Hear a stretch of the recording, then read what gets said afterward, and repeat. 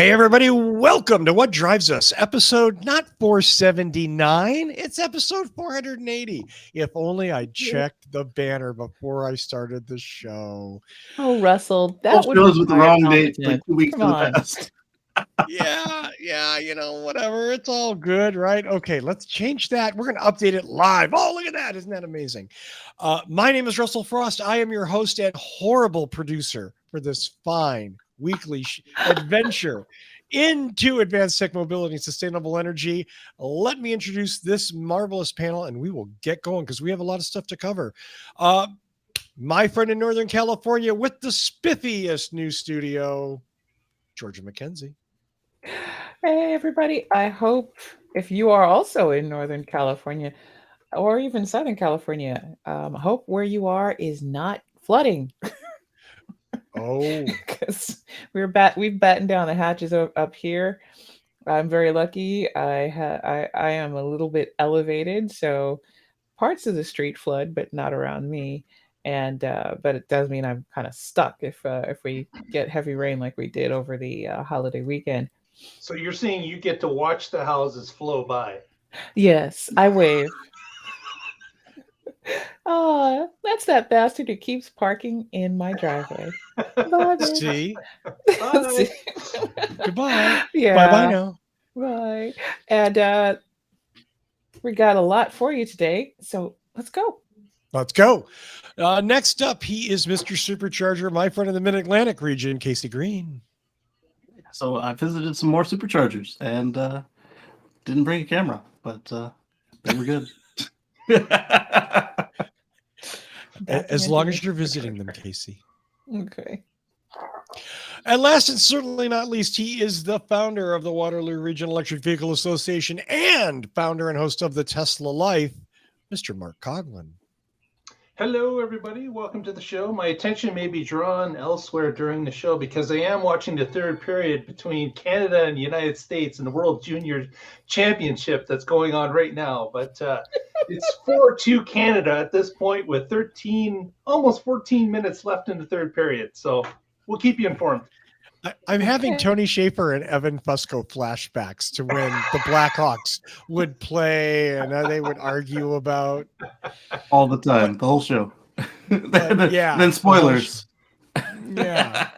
Oh my God. Well, okay. Well, but go your favorite team. Go somebody. Woo! Go somebody. Yeah. Yay. Well, Team go. speaking of going, it's been a wonderful quarter for whacked out CEOs, and Casey Green has a fine little story about not the one you're expecting. They start with T. That's how we do. It does start with T. It's still And not it is a that chrome circular type logo. Still No, not they're that totally T. different. They are. Yeah. So, Mr. Toyota was in Thailand the other day for the unveiling of the electric. I always forget what they call the thing, but it's a Tacoma in the States, but it's not Tacoma anymore. BZ4X. No, not the BZ4X. It's Not- a Tacoma, and Oh. the version of it is the people always shooting their guns and waving their flags out of. Oh. Always painted white, not crew cab, standard cab. I can't believe I forgot the name of it. Again, every time I need it, I get it, and then it's gone. But anyway, so they unveiled the electric Thailand Tacoma, and then Mr. Toyota goes on, TOYDA, Mr. Toyota-san, gets on in front of the microphone, and he says that the silent majority doesn't want EVs. And I wanted to bring that to the table for discussion because it's the biggest load of crap I've ever heard. He may be having a situation like the other guy who has a company that's large and starts with T, surrounded by yes men. Oh yes, Mr. Toyota-san. No, nobody wants those electric cars because they're not fun to drive. Blah blah blah. Oh, you can't fill them up in 5 minutes like you can your hydrogen car. So. Wanted to discuss. Well, Go ahead, Georgia. Now, I try I try not to speak ill of the dumb. But Wow. of course, you and a silent majority, and by silent majority, you mean you and people who agree with you, because you're the only ones talking to each other. You have Right. agreed that an EV future. So if you Soul EV future is is that really the way we want to go? You're just a brave truth teller, Toyota-san. Okay, Just asking questions. once again, you are too rich to hear the truth from anybody, and that is why your opinion should be handily considered and then discarded as the garbage that it is. Please go make an EV where the wheels don't fall off and talk to us when you're ready to do some actual business. That's what I feel like is on that one. Wow. You sure about You that? went there with the wheels falling off. Hey, I'm not, if I put wheels on something, they tend to stay. They don't really fall off unless there's an accident. But Well, that, you can the see that wheels eventually. Toyota's only made a couple of cars. How can you expect them to have wheels? It just that started stay last on? year. Like, come on. Lug nuts are a hard thing. I think maybe Mr. Toyota-san should maybe not be the one handling that part of the assembly line, as I'm sure he can work every position on the assembly line because he Well, is so hopefully, I mean, a experienced. good CEO can do a lot of the jobs at the company. A good CEO should Wait, be able to wait. assess. Come on. Whose bullshit are we buttering here? A good CEO can do most of the jobs on the line. They Name can't. one. Yeah, thank you. Okay. Fucking CEOs that are super people. That wouldn't be Well, a good one. I That think would you're be right. a To be fantastic. able to great know one. if somebody's doing it wrong when you walk by, that would be nice. That's not the CEO's job. It's not. It's not. It's not by like 4 levels. It's not the CEO. A At least CEO two. should have a good sense of what he wants to do, where the company should go, and the level of skills and competency of the people he hires, and Right. their personal, mental, physical, and emotional makeup for leadership. But for him to know is almost impossible because real quality work requires focus and dedication, and a CEO can't put that into their craftsmanship, and that's it. They have an idea. Yeah. So, but we're off target. Let's aim that target right back to Toyota, where it belongs. Yeah. So the other thing that I took issue with is like you say this crap right as you unveil your only electric pickup truck in the 4th largest market in the world for the pickup truck, Thailand, and then so here's this great thing, buy it. Oh, it's a piece of crap. What? Come on now. Is this not just more from Toyota? Like this is what they do. They sabotage themselves, and I think they're doing it on purpose.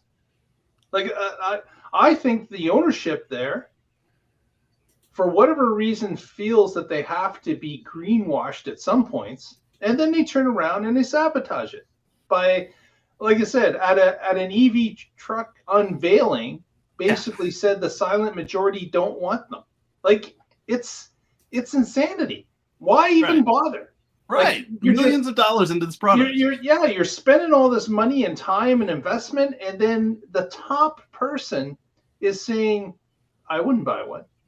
Like it's insanity, and I don't understand why this just keeps happening at Toyota. I could totally understand him saying they're not fun. Yes, Russell in the back. I could totally understand him saying they're not fun, but they're good for the business, or they're not fun, but they're great for the environment. So I also have this Lexus LFA on the side. I mean that would at least be somewhat consistent with, hey, I'm here at the product unveiling. Yeah, I mean, I have to agree with Mark here. Everything that's happened since they announced an EV, everything since they put it out, it's just been like, you are too good of a car company for you to be functioning like that. This isn't just plain and simple, oops, we made a few mistakes, we're kind of new at this. This is full on, look at me, I'm doing the thing you're forcing me to do that I don't want to do. Watch me do it wrong so you won't come back for it. I mean, honey, at least take me out on a date before we have this kind of relationship drama. Yeah. That's all I'm asking for. You should get You should be at least by month 6 in trying to live together before you really have to understand that that's what's going on in your relationship. And Toyota, last I checked, you haven't taken me out. I've gotten no free dinner from you.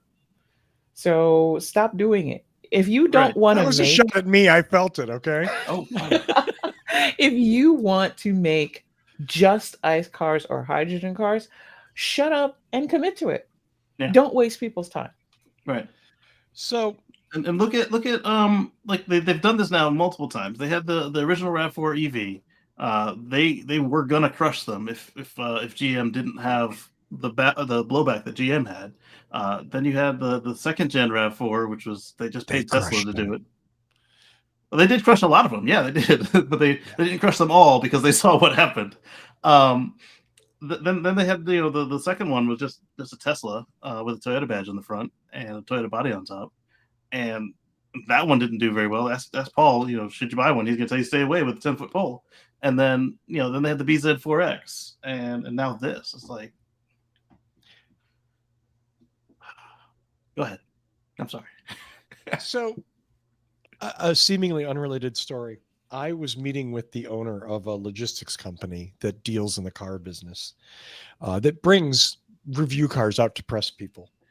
And we sat down for a coffee, and he immediately started telling me about how he was a petrol head. He loved the smell of gas, the exhaust fumes in his throat. All this alt car stuff was bullshit. Also, you talked to Mr. Toyota-san.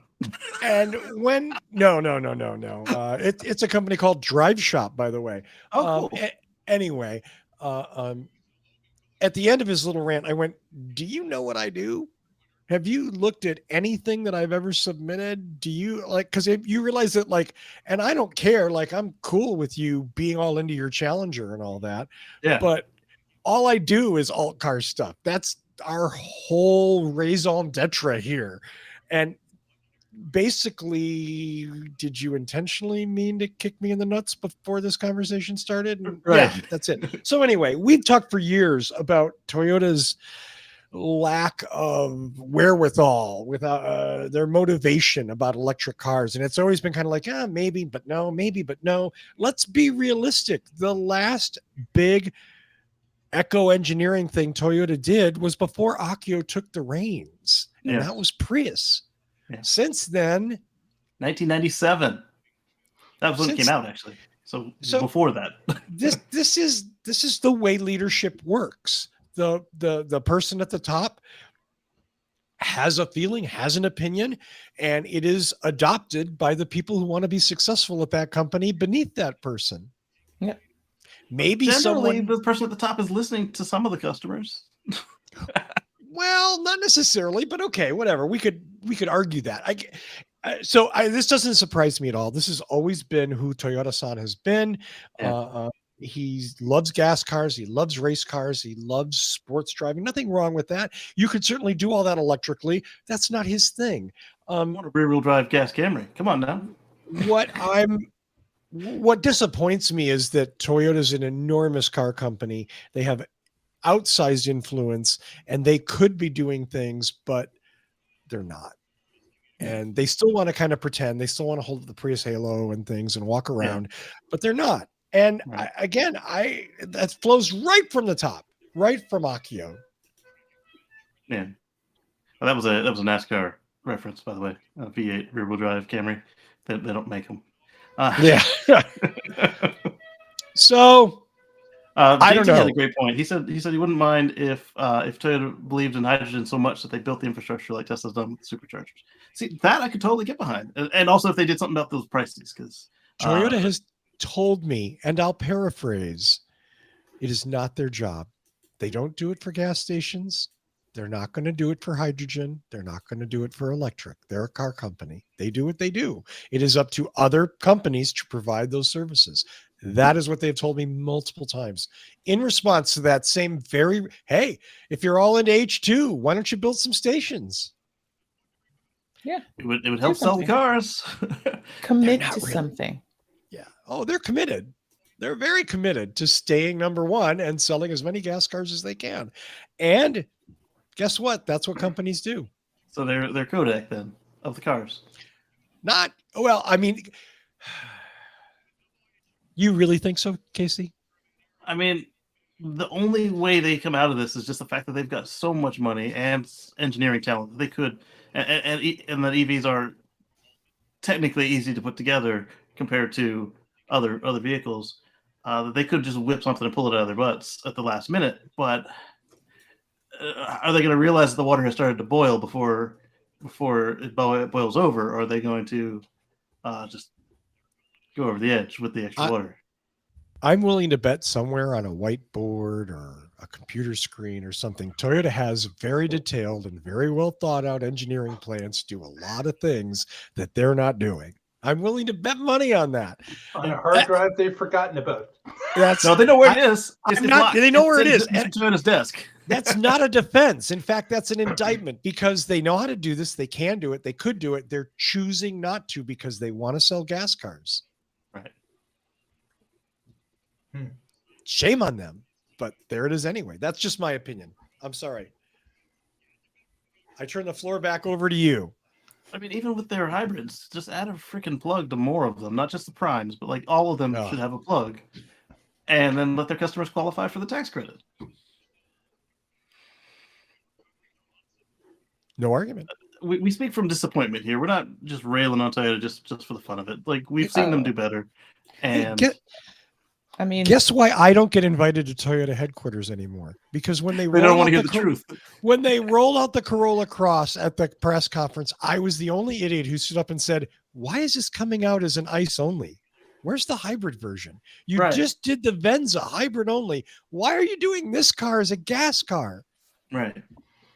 You know, my family. You saw someone with the clipboard going with the black line. I felt it. I felt it. Yeah. I mean, in my family, my stepfather is a mechanic. For him, he's a big fan of Toyotas and Hyundais, and he's owned Toyota for a long time.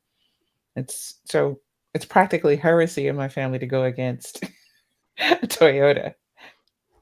I mean, that's all I've owned for the last 30 years is Toyotas. And motorcycles, those don't count. I was totally primed for another Toyota, but then Chevrolet came out with the Volt, and Nissan had the Leaf, but the Leaf just barely fit into my space, and thankfully I didn't try and make it work because I would have got one with the battery situation. But so the Volt just barely fit in, and so I switched from Toyota to freaking Chevrolet. Yeah. I mean, the thing that I found funny is in all this time, I've always felt that if Honda or Toyota really aimed a laser focus on an EV product line, that they would dominate the market. Because last 40 years. they just like they've done everything else. I mean, I felt that the only true competition for word of mouth and brand loyalty had to be Toyota. Second to that, Honda, and they would give Tesla a solid run for their money. But I haven't seen that commitment, and especially from Toyota of all things. Toyota is just so non-committal, begrudgingly releasing an EV that I just feel like, okay, we'll just leave you where you're at. And if you get a leader who actually wants to be a part of this customer base and service, then let us know at some point if you're still here. But there's just a clear feeling of disdain for even their own product, and they do not want to talk about it. They don't want to do this. There's a lot of resentment at the market shifting in a direction that they absolutely do not want to go into. And it's like, wow, if at any point in time you don't want to be here, you don't have to be here. Right. John actually makes a good point. And again, not a defense. This doesn't make what they're doing okay.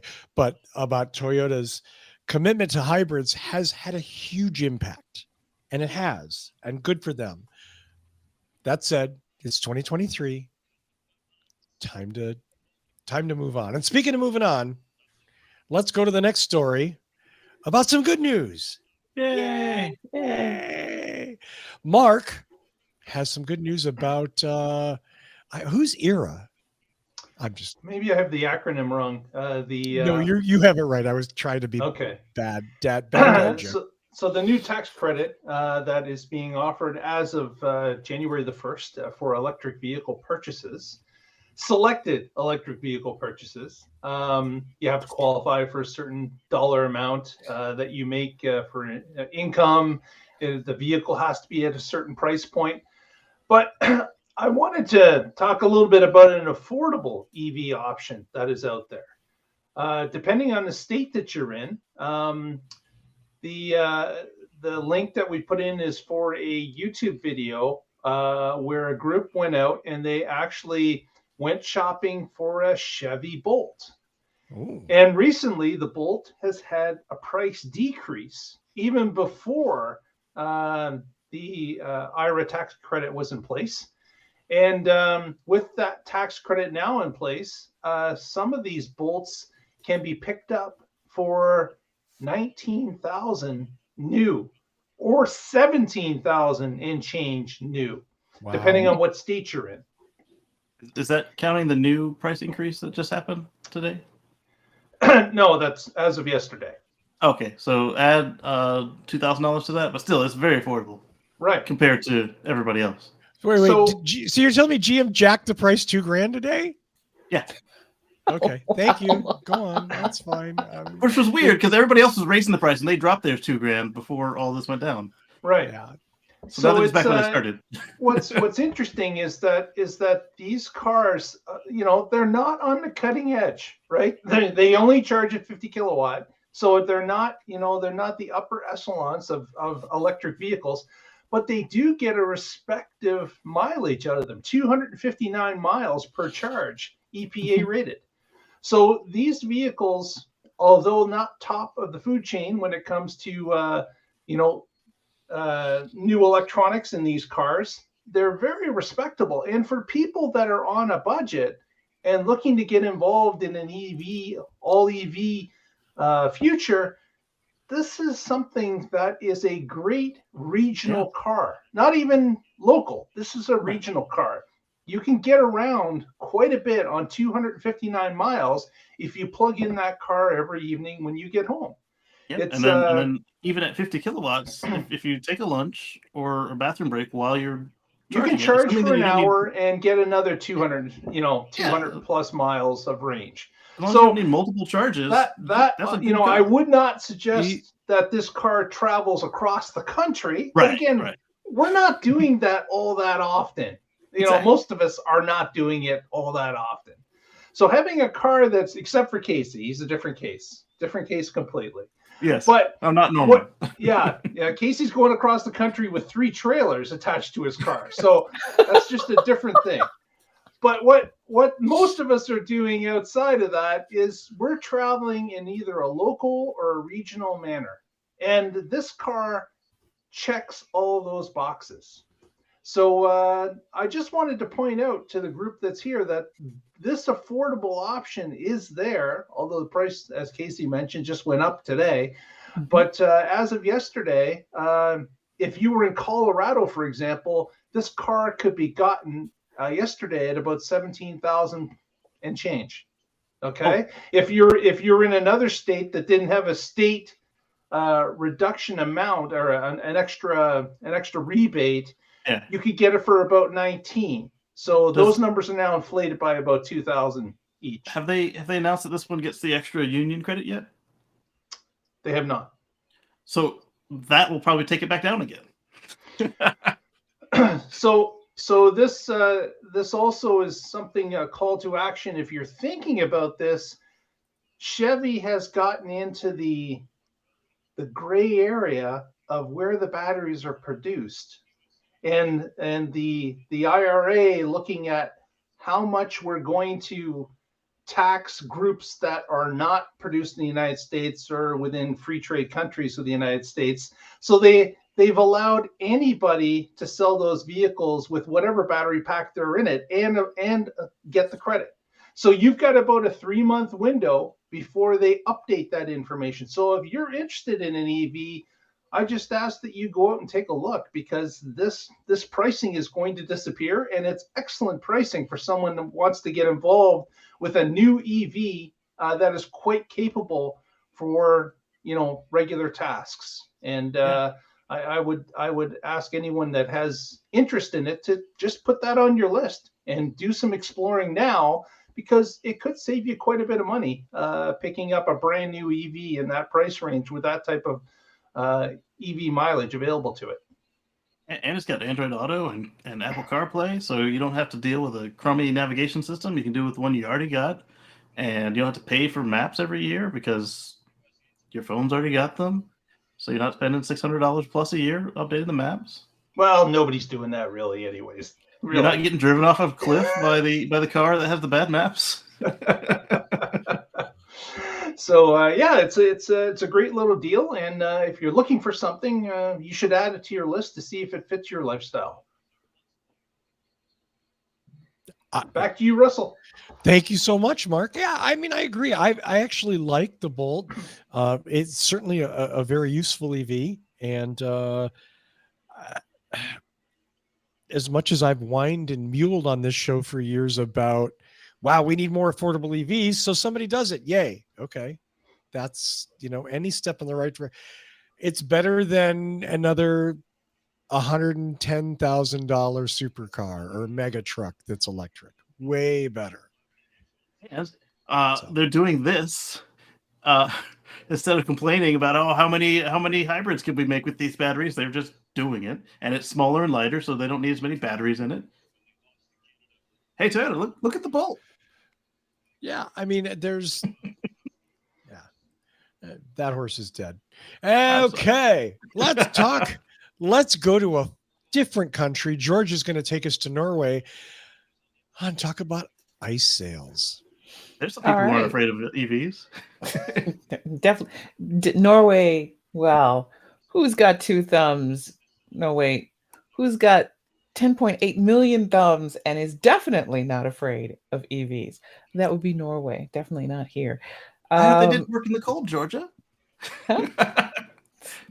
Even in the cold, they love their EVs. Norway has been the title holder of most electric vehicles per capita. And what's even better news, it's ahead of schedule to have no more ICE vehicle sales after 2025. Not just on track, but ahead of schedule. And speaking as someone who likes to be a little bit more than prompt, I support this. But Norway is not just sitting back and going, yep, we're all just going to have an electric vehicle future. Norway is building a future that doesn't require cars. It's Nice. working to, between green electricity. It's also trying to get you out your car, to do something else, to redesign cities so that they're more walkable, to improve public transportation and make it more sustainable. In fact, unlike us, they've rolled back their EV incentives because they want to reduce private vehicle ownership. And I know I heard somebody deep within the bowels somewhere scream about socialism. Good. I hope it hurt. So what can I say? Which I know we couldn't get people to say no to a car, at least enough people to say no to a car here in America.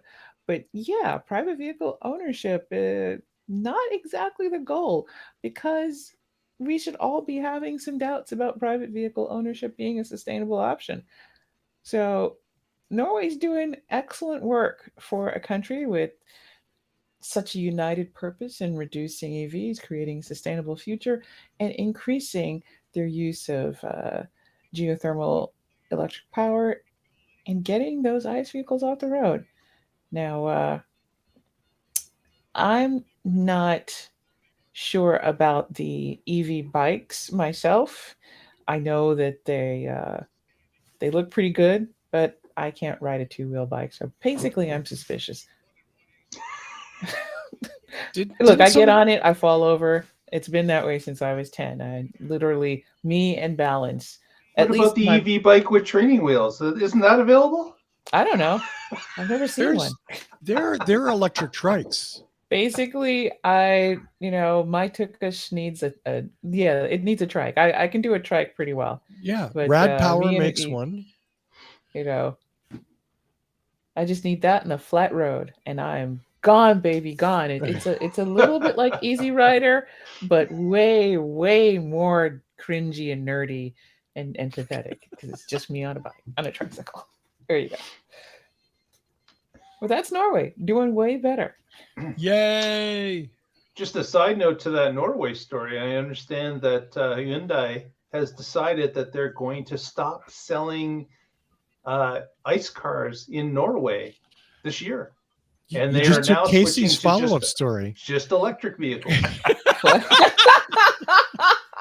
Yep. Yeah. Good job. What a great segue. No, that's Sorry about that. Yeah. no. I just want to tell you, Casey, it's talk the about it, detailed too. production meetings that make this show what it is. Yes. And in almost 13 years, we've never had any kind of production meeting. So Theoretically, that we all one. read the email. In This theory. is true. in theory, allegedly. So yeah, Casey, anything you want to add to Hyundai stopping ICE sales? Yeah, so you can only buy the Kona, the Ioniq, and then the whatever they may offer specific in that region, which is really cool. And this is coming up faster than we had anticipated, and I still find it ironic that this is a country that makes most of their money from selling oil.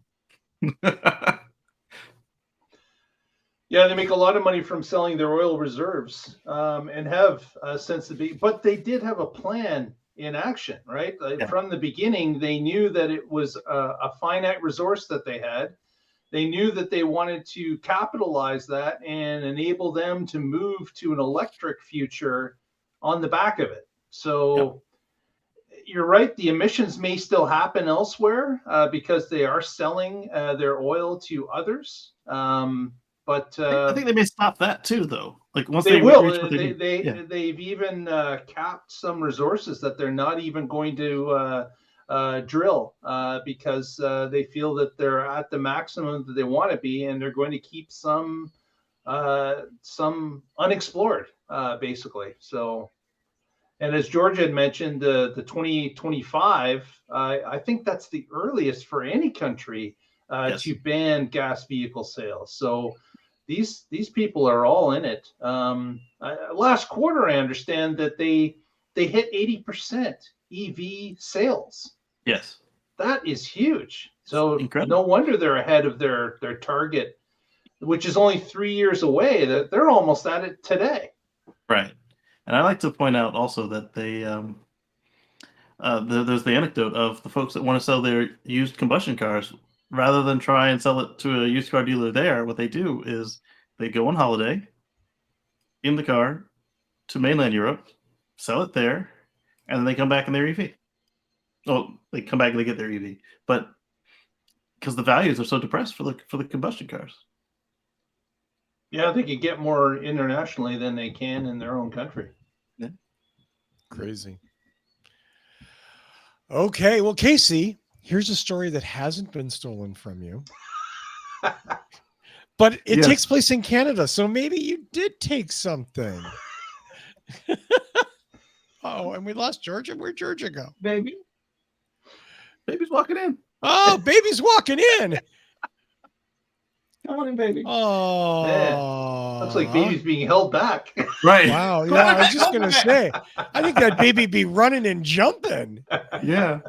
So, Fisheries and Oceans Canada adds fleet of Tesla Model 3s and F-150 Lightning trucks. Aw.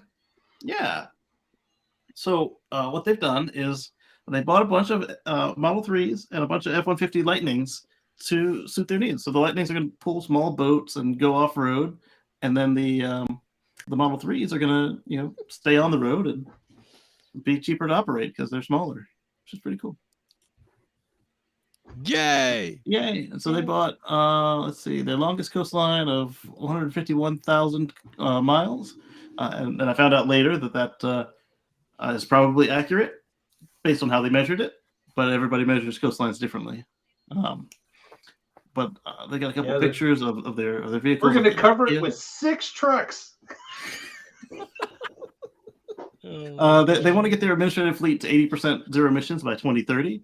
So not as quick as Norway, but using some of that locally mined cobalt and lithium there. Does that make it better? Is it like artisanal or something? And as much as we talk about American made, why can't the Canadians do the same thing? No, there's no reason they can. I just, I know what's going on. Yeah, it's all about the dollars, and that's right. fine. The loonies. The loonies. Absolutely. Fair enough. Okay. Well, Georgia. Georgia, I'm sorry. I just love this title. Giant Baby Makes Its First Power. So, with Casey holding Baby Green, please tell us about the giant baby. Yeah. Well, technically, you could say it's a baby because it's what? It's only a couple of years old.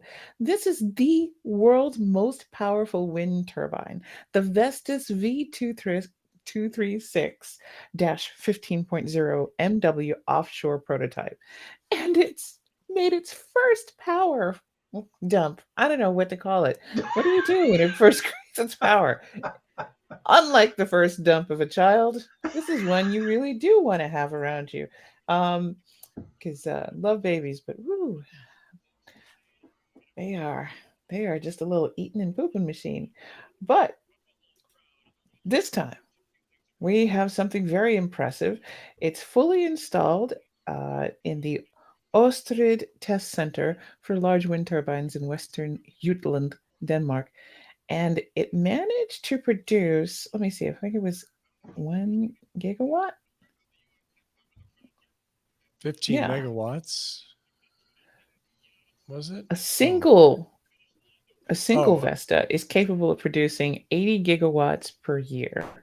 That's enough to power 20,000 households, European households, and save more than 38,000 tons of carbon dioxide, which is impressive. So this is 15 megawatts in 1 hour. 15 megawatts in 1 hour. And I mean, can you share screen so people can see it, Russell? Yeah. Oh, sorry. Can I do that? Yes. Give me one moment. If you want, I can do it. I'll be happy to. I was too busy watching the baby. Babies are very distracting because they're very cute. So distracting. Oh my God. Okay. Dun, dun, dun, dun, dun. And here it comes, folks. You've waited long enough. Thank you. Dun, dun, dun. There it is. The world's most powerful. The world's most powerful. Can you imagine? The size of that damn thing. I know. Well, it reminds me of driving past turbine blades on the freeway and just being like, this is just one blade. Right. How big is this thing? Right. It's incredible. It's almost 1,000 feet tall. The turbine itself. Just 919 feet. That's crazy. Okay, there's a guy. Why is that a bird? There's a guy walking. There's a lot of stuff. Oh, okay. Now they're polishing something. I'm just trying to get to like some exciting video of so you can get an idea of the when you're talking scale. Great technical achievements, that means a lot of people have to stand around blah blahing and taking credit. Yeah. Unfortunately. That's I wish we had some more pictures. I do too. I wish we had some to see what the heck it's like as it's twirling up a storm there. But either way, 15 megawatts. Yay. In 1 hour. First time. Isn't that incredible? So, just so you know, you guys on the East Coast, at least this is all the article says, it's going to the Atlantic shore offshore wind farm, and also the New York Empire Wind 1 and Empire Wind 2 projects. More about those as we find out. But there you go. Happy New Year. Happy new giant powerful wind turbine. And you know, honestly, there's no reason that we're not going to see even more improvements in wind turbine.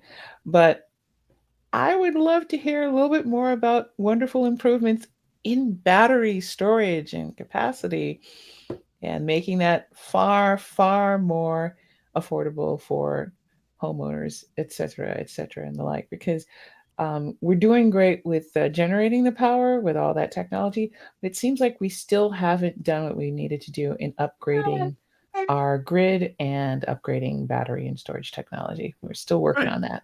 Batteries, because the sun doesn't always shine and the wind doesn't always blow. But also, when they do, it might not be at the best part of the day. So if you can store it and use it later, or store it till it's cheaper to transport it, and maybe if we have some high voltage DC transport lines, or repair the high voltage AC transport lines we have, Well, maybe this wouldn't happen again. it would be nice to just see some people with authority, really, honestly, no pun intended, but grab the third rail and say we have to invest in the infrastructure of this country, particularly in energy. I don't care how it is you want to phrase it. I don't care if you want to go full on. It's part of military readiness, which I would have done with just about everything, because it's true. Yeah. We're very vulnerable because we have not invested in our public infrastructure in decades in this country. Right. We wait for military things basically to have break. a generator, but now you burn up the fuel that you might need. So what if they take out the grid and burn down your diesel, and now you get with your pants down? Come on now. And we're national. We've been nationally pants free for many years. So I'm not gonna. We're beyond pants down. I just wish we weren't in a place, and I think this is probably more global now than it's been in the last few years, but we're in a place where infrastructure wasn't socialism, where infrastructure wasn't a political football to be used for cheap ass pointless gain, where it was like, hey, guess what? If we make this country better, it's better. Right. Oh, there's some math. Oh no, we can't have it better than we had it. They have to struggle and suffer too. There's a very strange anti-Americanism wrapped in Americanism of the past 40 to 50 years, where an investment in the public sphere is somehow anti-American, but we're still supposed to want to pledge our loyalty to go out and fight and die for it and shop for it and work for it. Excuse me? So why would I be loyal to something that isn't loyal to me? It's a two-way street. Yeah. And I don't understand absorbing an argument of blind loyalty while also insisting that somehow or another you as a member of the public don't deserve to have good things as part of your general existence in this country. If it's so great, then be great. Get to work on it. Oh no, if it's great, you need to be rich to obtain it. You should have to pay for it. There's obsequiousness in the argumentation. Russell, and you've seen me say it on the Twitter machines. You will never find a more servile bunch than the alpha testosterone, deeply conservative types. It's almost like, my God, man, this is a fetish fair. Have some dignity. Just not in public. Not in public. Yeah. I'm sorry, I'm a little speechless here. So also, you don't have to worry about NIMBYs with this, because it's not in your backyard. It's in the ocean. And you can't see it because it's over the horizon. So stop whining. There's going to be some. Oh, there will. There will. What about the birds? Something about paint one of the blades a contrasting color. They won't fly into it. Yeah. At this point, the birds are smarter than you. Well, I would much rather have this than I do see the NIMBYs fighting against oil drilling off the coast. I would much rather this than an oil rig. So, absolutely. Yeah. Dot the coast with these windmills. We keep giving approvals for deep well permits, and we've never given approval for any capping plan if something goes wrong. Right. You do not have to know how to cap whatever you drill in the ocean if it just so happens to blow. It's just kind of like let me pick up my stuff and walk away. That's really all you're responsible for. And that is the dumbest thing. When I learned that with the Deepwater Horizon, I was like, so seriously, you can get a permit to do this and not have a friggin' clue what to do if something fails. No contingencies, Yes. no plan. And and then we kind of swan in as a nation and we kind of all stand around very expensively scratching our heads. Ow. And Sorry. yeah. Give me the wind farm. Thank you. Yeah. All the potential disasters that can come from the wind farm are better than the potential disasters that come from dealing with fossil fuels. Yes. And local. Like they'll stay where the base is. They're not gonna float across the whole, Gulf Stream and destroy everything. What did you know of, Casey? That's all I got. Anybody got anything else? If not, we're gonna do some shout outs and go home. No. Let's do some shout outs and go home. And I'm going to start with Mark Coughlin. Well, it was a 5-2 victory for Canada over the Yes! US in the World Juniors. Spoiler alert! Beat Wait. those American bastards. Oh, wait, no, we're talking about American kids, aren't we? I'm sorry. Yeah, we can't be supporting this Canadian menace. You absolutely can. Yeah, You absolutely can. We have so That is my- little. Just give us hockey. We have Yeah, so little. just give Canada hockey, for God's sakes. all you have to do. We're happy. We're happy with that. But I think they have a natural lead with that, that ice all year round. I wanted to thank everyone for watching today. If you haven't already, please give us that thumbs up. Press that subscribe button. And of course, if you want to follow what goes on throughout the week, you can do that by looking at all the socials. Just look up and subscribe to What Drives Us. We're on all the socials except for TikTok because Russell refuses to dance. So we're not doing that anymore. But all the others were there. So with that, back to you, Russell. Did I say TikTok? Yeah, I did. At least if OnlyFans you to get paid. If you need Chinese spyware on your phone, hey, download TikTok today. It's really Right. fun. Yeah. Did I step out there too hard? Not really. Well, it's not just Georgia looks Chinese. like she's It's wincing. Chinese party. Oh. That's all I got. Let's see. Casey Green, what's going on with you besides rocking little baby Green? Keep her calm. So on Sundays over at youtube.com at Casey Green, we do a similar show to this. For a couple hours, we just chat about green life, and then we pack it in, and we have an idea of what's in store for the week. So check it out, please. Check it out. Where do they find it, Casey? Over at youtube.com at Casey Green. At KACEYGREEN. Do check it out and do subscribe so you get notifications when that happens. You can hang out with Casey and have fun. Georgia, please end this torture for me. Please, I beg you. You've been here Merciful. for exactly 49 minutes and 11 seconds. 12 now. Thanks for hanging out with us. If you haven't already, go on ahead, hit like, because I'm pretty sure you should have subscribed by now. I shouldn't have to tell you these things. You're a smart person. Hit subscribe too. Every time you hit like, that means that the algorithm learns, hey, this is a fun program. People might want to know more about it. Let me share it. And aren't we much better things to share than, I don't know, something from the manosphere? We don't need that. Once again, we'd like to thank Casey Green. Don't forget to hang out over at his channel. Go over to Casey Green at YouTube. Hit like, hit subscribe. And don't forget, he's got a pretty long show for you on Sundays. Basically, it's hanging around, sitting around and chatting. He's also going to have some more of have you done any DLC stuff yet? That you've been able to I've downloaded some, but I haven't made any videos on it yet. I I've think talked we about know we might see what's the log jam in productivity in your, in your schedule. And while you're at it, if you're done over at Casey's, head on over to Mark's spot. Hit the Tesla Life. Learn more about what's going on. All things Tesla, all things EV. And he too. You can watch his channel, watch his reviews, watch Mark talk. Because he's got a lot of things to say.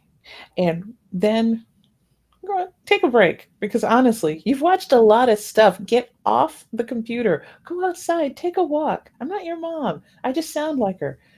Back to you, Russell. Thank you so much, Georgia. Oh, don't look at me. I'm indoors playing Warcraft. What's it? Yeah, I work outside. I got a raincoat this week. It made me very happy. I do want to let Russell know that last year at this time, he, as well as others from the Tesla Life, voted on how many production vehicles Tesla would make in the year 2022. Whoa. And Russell's guess was 1.3 million, and the actual number was 1.37 million. Russell. So, Russell, very, very close, but you did not take home the top award. Wait. Paul Gusick said 1.38 million, and he was 0.1 million off. So Paul was the big winner this year. Georgia had a guess of 1.47 million. So that's how 2022 counted out as it comes to Tesla production numbers. Congratulations to all. Well, let me tell you, to lose out to Paul, especially the nature of Paul's guess being that on.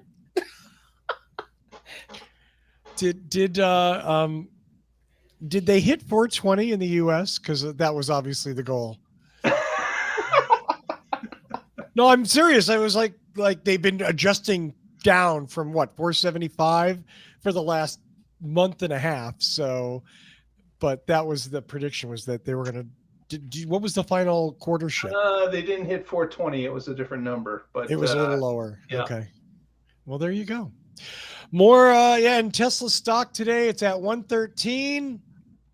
It's up. It's either, Yeah, it's it came either- back up. Yeah, it's either a great value or a sucker bet. Your choice. We don't give stock advice on the show. And if you listen to anybody in the media about stocks, you're an idiot.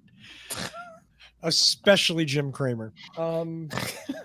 I want to thank Michael Manring for his theme music. Visit him at manthing.com. I also want to say, I don't do this very often, but you can follow me on Twitter. I'm at Russell Frost. That's 2 S's and 2 L's.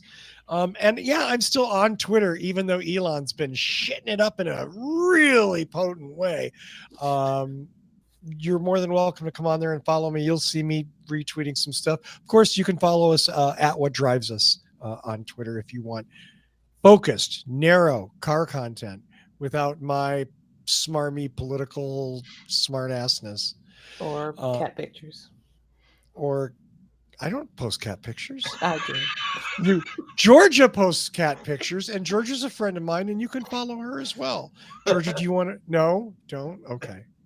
Georgia's maintaining a low profile. You guys I get want to enough. thank everybody in the chat room. JT, June was in there. John Ross. Am I missing anybody? June, JT. No, there we go. And Casey, of course, in the chat room. Thank you for that, Casey. I appreciate that. Of course, I want to thank Casey Green, Mark Coughlin, and Georgia McKenzie for being on the panel tonight. Thanks to all of you for watching. You're the reason we do this show. Tune in next week and find out what drives us.